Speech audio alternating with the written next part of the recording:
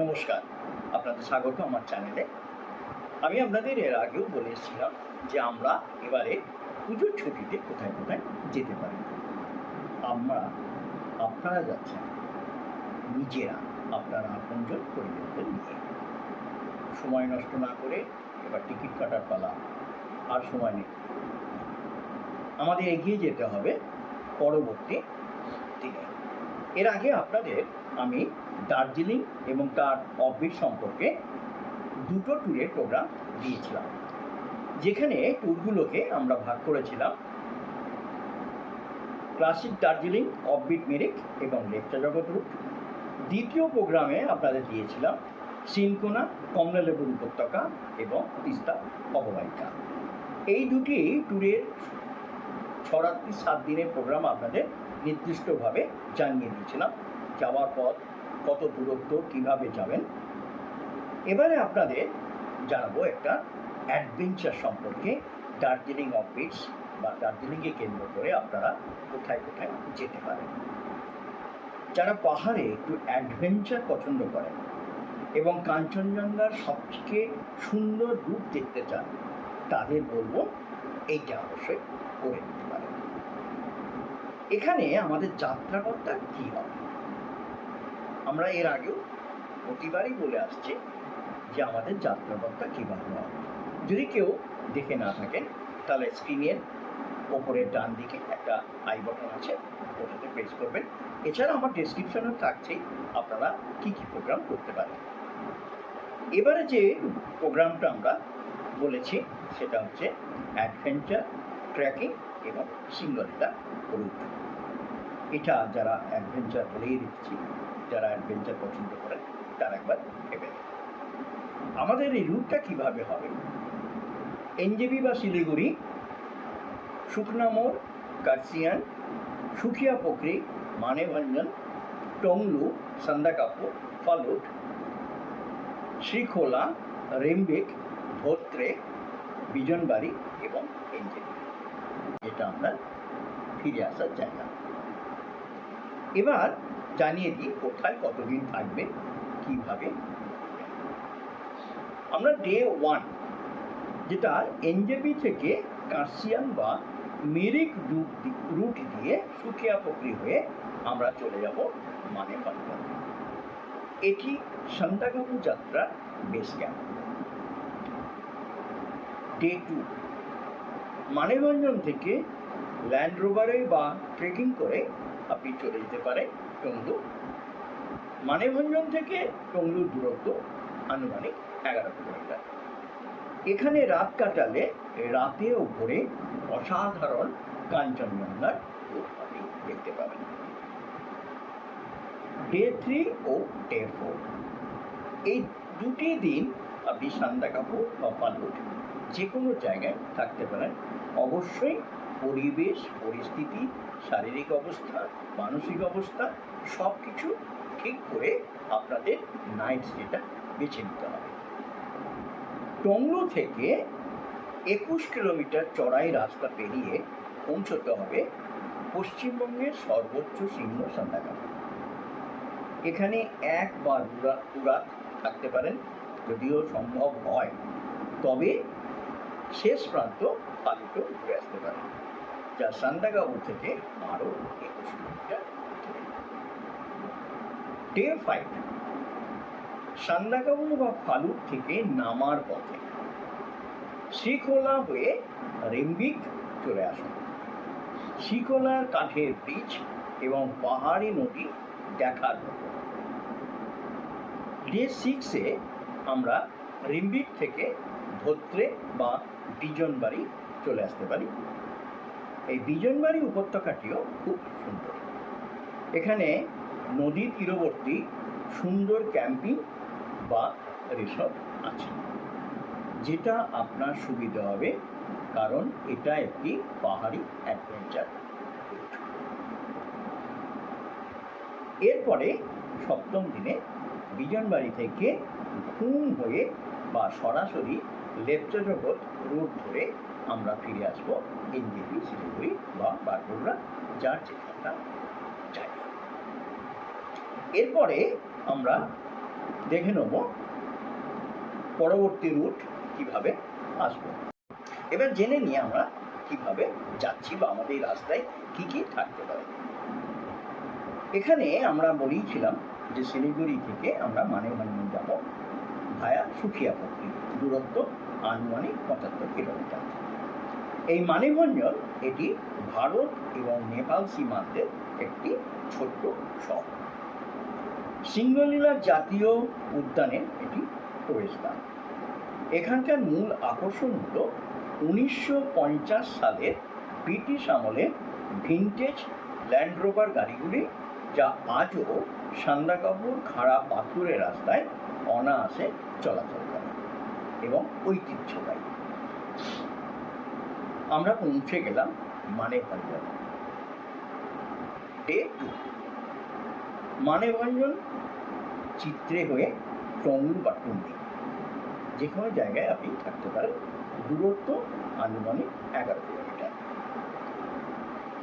এখানে সাধারণ গাড়ি কিন্তু আর যাবে না, আপনাকে ট্রেকিং করতে হবে অথবা মানেভঞ্জন থেকে ল্যান্ড রোভারে উঠতে হবে। রাস্তাটি অত্যন্ত খাড়া এবং বোল্ডার বিছানো। এই মানেভঞ্জন থেকে 3 কিলোমিটার উঁচুতে অবস্থিত একটি ছোট্ট শান্ত মঠ। এর চারপাশে সবুজ চারণভূমি, দারুণ দেখতে। টুংলু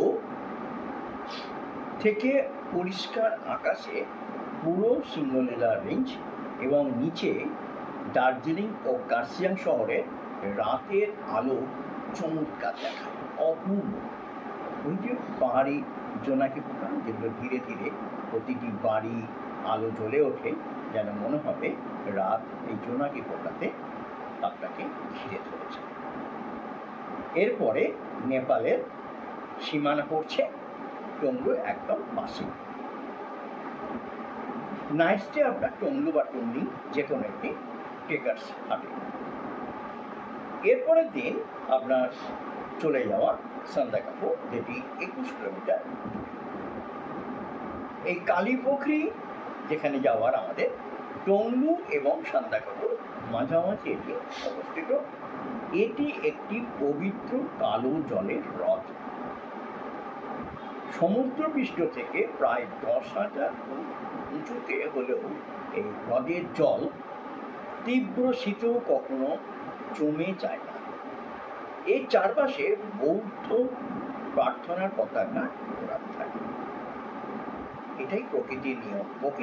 প্রকৃতি তার নিজের সাজে নিজেকে সজ্জিত করেছে। সান্দাকফু 11,929 ফুট উচ্চতায় পশ্চিমবঙ্গের সর্বোচ্চ শৃঙ্গ। এখান থেকে বিশ্বের 4টি সর্বোচ্চ পর্বত শৃঙ্গ মাউন্ট এভারেস্ট, কাঞ্চনজঙ্ঘা, লোটসে এবং মাথা একসঙ্গে দেখতে পাবেন। এই পর্বত শ্রেণীটিকে দূর থেকে দেখতে প্রায় শুয়ে থাকা বুদ্ধের মতো, তাই একে অনেকে স্লিপিং বুদ্ধ বলে থাকে। Night stay Sandakphu. পরের দিন আমরা যাব ফালুট, যার দূরত্ব সান্দাকফু থেকে আনুমানিক 21 কিলোমিটার। এই সান্দাকফু থেকে ফালুটের রাস্তাটি একদম শেষ মাথায় অবস্থিত। 21 কিলোমিটার রাস্তা পাড়ি দিয়ে সম্পূর্ণ পাহাড়ি শৈলশিরা বা রিজের ওপর দিয়ে গেছে। এই ফালুট 11,811 ফুট উঁচুতে অবস্থিত। এটি পশ্চিমবঙ্গ, সিকিম এবং নেপালে ট্রাইব জংশন। ফালুট থেকে কাঞ্চনজঙ্ঘা পর্বতশ্রেণী এতটাই কাছে মনে হয় যে মনে হবে হাত বাড়াতেই আপনি তাকে ছুঁতে পারবেন। এখানকার বিস্তীর্ণ জনমানবহীন ঘাসের উপত্যকা এক অদ্ভুত শান্তি দেয়। আপনি ফালুটে কোনো একটি জায়গায় ট্রেকার্স হাট বা অন্য জায়গায় থেকে যাচ্ছেন। পরের দিন অর্থাৎ পঞ্চম দিন, যেটা সান্দাকফু থেকে শৃঙ্খলা হয়ে আমরা যাব রিম্বিক। দূরত্ব আনুমানিক 24 কিলোমিটার। এটা নামার পথ। ফালুট বা সান্দাকফু থেকে নিচের দিকে এবার নামার পালা। ট্রেকাররা জঙ্গল ভেঙে নামে, আর ল্যান্ড রোভারে যারা গেছেন তারা ল্যান্ড রোভারে এলে সান্দাকফু হয়ে ধোত্রে বা রিম্বিকে রাস্তায় নামতে হবে। এখানে আপনারা দেখে নিন শ্রীখোলা। এটি ঘন রডোডেন্ড্রন ও ওক বনে ঘেরা পাহাড়ি নদী। শ্রীখোলার পাড়ে অবস্থিত একটি জাদুকরী গ্রাম। নদীর ওপর একটি পুরনো কাঠের ঝুলন্ত ব্রিজ আছে, যা এই জায়গাটির সৌন্দর্য আরও বাড়িয়ে দেয়। ওই যে বললাম, পাহাড়ের প্রতিটি কোণে কোণে সুন্দরতায় ভরে আছে, প্রকৃতি নিজের সাজে সাজিয়ে দিয়েছে। এরপরে শ্রীখোলা থেকে 6 কিলোমিটার দূরে অবস্থিত একটি বড় পাহাড়ি গ্রাম রিম্বিক, যা ট্রেকারদের মূল হাব। শ্রীখোলা বা রিম্বিকে আপনাদের নেক্সট। এরপরে হবে পরের দিন ডে 6। ষষ্ঠ দিনে আমরা ফিরব বিজনবাড়ি। রিম্বিক থেকে ধোত্রে হয়ে 40 কিলোমিটার পাড়ি দিয়ে আমরা ফিরব বিজনবাড়ি। এই ধোত্রেটি একটি ছোট্ট কাঠের বাড়ি দিয়ে সাজানো লেপচা গ্রাম। বসন্তকাল অর্থাৎ মার্চ থেকে এপ্রিল এখানে এলে পুরো জঙ্গল রডোডেন্ড্রন এবং অর্কিড ফুলে পুরো লাল হয়ে থাকে। প্রকৃতির সৌন্দর্যতা আপনাকে মুগ্ধ করে দেবে। এরপরে যাব আমরা বিজনবাড়ি। এটি একটি সুন্দর নদী উপত্যকা। এখানে ছোট রঙিন নদী রয়েছে, প্রবহমান কত সুন্দর নদী এই পাহাড়ি জায়গায়। এখানেও বেশ কিছুটা সময় আপনার কেটে যাবে। আবহাওয়া বেশ মনোরম। এখানে সুন্দর luxury glamping resort, hydroelectric project এবং বড় বড় কমলা লেবু এবং আনারসের বাগান আপনি দেখতে পাবেন। আমরা বিজনবাড়িতে রাত্রি যাপন করব। পরের দিন অর্থাৎ শেষ আমাদের এই প্রোগ্রামের সপ্তম দিনে আমাদের ফেরার কথা। এই ফেরাতে বিগত দিনে আপনাদের স্মৃতিটা সঙ্গে রেখে দেবেন, যেটা যতদিন থাকবেন পৃথিবীতে ততদিন আপনাকে প্রতিটা সময় আপনাকে মুগ্ধতায় করিয়ে দেবেন। এই বিজনবাড়ি থেকে আমরা কিছুটা ওপরের দিকে উঠে হোম স্টেশন ছুঁয়ে হিলকাট রোড বা রোহিণী রোড ধরে সরাসরি আমরা ফিরে আসবো সমতলে। এই যে বিশাল প্রকৃতির সুন্দরতা মানব জীবনকে সার্থক করে রেখেছে।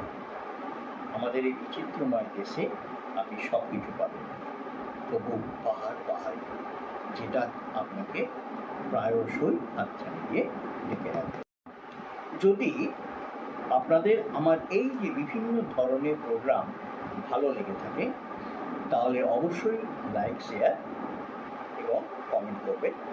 চ্যানেলটি অবশ্যই সাবস্ক্রাইব করবেন। আপনাদের কোনো মতামত থাকলে অবশ্যই জানিয়ে দেবেন। আমি এই যে 3টে রুট আপনাদের দিলাম, কেমন লাগলো সেটা নিয়ে তো অবশ্যই জানাবেন। আত্মীয় পরিজনদের সঙ্গেও শেয়ার করবেন। আমি আগেও আপনাদের বলেছিলাম, যদি আমাকে প্রয়োজন হয় তাহলে বলতে পারেন, আমি আপনাদের ব্যবস্থা করে দিতে পারি। তবে এর আগেও বলেছি, নির্দিষ্ট কোনো হোটেল রুট বলতে পারবো না। যদি সহযোগিতার হাত বাড়িয়ে দিতে চান তাহলে অবশ্যই মতামত দিয়ে জানাবেন। আর এই যে 3টে প্রোগ্রাম ছাড়াও যদি আপনারা অন্য কোনো জায়গা সম্পর্কে জানতে চান তাহলে জানাবেন। আপাতত আমাদের এই 3টে প্রোগ্রাম, যে 3টে রুট আপনাদের দিলাম, সেটি দার্জিলিং এবং দার্জিলিং অবহিত সম্পর্কে আগেও আপনাদের জানিয়েছিলাম। আমাদের এই চ্যানেলে আপনাদের কোথায় কোথায় নিয়ে যাওয়ার প্রোগ্রাম হতে পারে ছোটোখাটো, আমরা এটি একটি দার্জিলিংয়ের জায়গা সম্পর্কে জানালাম। পরবর্তী ভিডিওতে আমরা যাব অন্য কোনো জায়গা। ততক্ষণ পর্যন্ত আপনারা ভালো থাকবেন, সুস্থ থাকবেন আর আমাকে সঙ্গে রাখবেন।